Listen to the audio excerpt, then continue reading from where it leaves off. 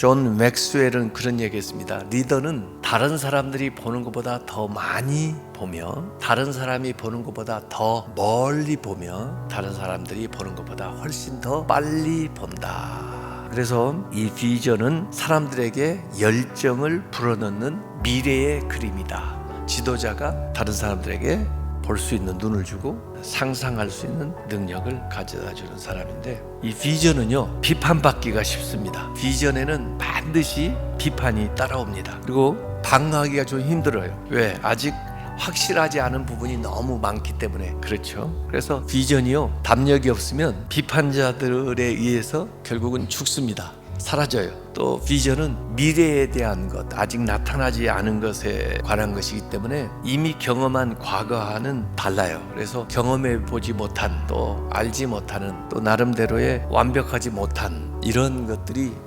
비전입니다. 그래서 이전에 해와도 안 됐어, 이전의 역사만 계속 생각하면요, 미래의 비전은 결국 죽고 말아요. 비판자의 말만 자꾸 들으면 결국 추진력이 사라지는 거죠. 그래서 처음에는 그 비전이 할 수 있는 이유보다 하지 못할 이유가 훨씬 더 많습니다. 이 비전을 가지고 살아간다는 것이 쉬운 건 아니죠. 또 그 비전을 이루는 것도 어렵습니다. 이 비전을 하는 데에 대해서는 정답이 없기 때문에 질문이 훨씬 더 많고, 아는 것보다 모르는 부분이 아직 굉장히 많다. 비전을 세워놨지만은 여전히 도달하는 방법에 대해서는 더 많이 기도하면서 생각을 해야 되고, 계획을 세워야 되고, 보완을 해야 되고, 그래서 필요한 정보들을 계속해서 수집해가지고 구체화시키는 과정이 필요하다, 그런 말씀입니다.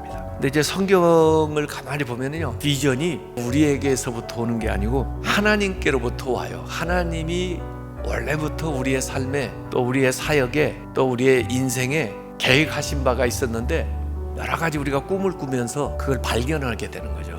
그래서 원래 하나님의 꿈을 나의 꿈으로 받아들이게 돼요. 그걸 저는 꿈의 일치라고 그래요. 꿈의 일치. 나를 향한 하나님의 비전과 나의 비전이 일치될 때 역사가 일어나고 능력이 나타나고 또 실제 일이 이루어진다. 그게 이제 예수님의 제자에게서 볼 수가 있죠. 예수님의 공생애 때는 제자들이 가지고 있었던 그 꿈은 야망이에요, 야망. 왜냐하면 자기들만의 꿈이니까. 그런데 사도행전에 와서 꿈의 일치가 일어납니다. 제자들이 가지고 있던 꿈하고 하나님이 원래부터 그들을 부를 때부터 가지고 있었던 꿈이 일치되는 그 일이 성령을 통해서 일어나는 거예요. 그때부터 이 제자들이 변화되기 시작하고 능력 있는 사람이 되고 위대한 사람이 되는 거죠. 어찌 보면 자기들이 원래 꿈꿨던 것보다 더 위대하고 놀랍게 쓰임받게 되는 거죠. 꿈이 조정되는 기간들이 있어요. 그래서 아무 꿈이 없는 것보다는 꿈이 있어야 하나님과 같이 기도하면서 일치되는 과정을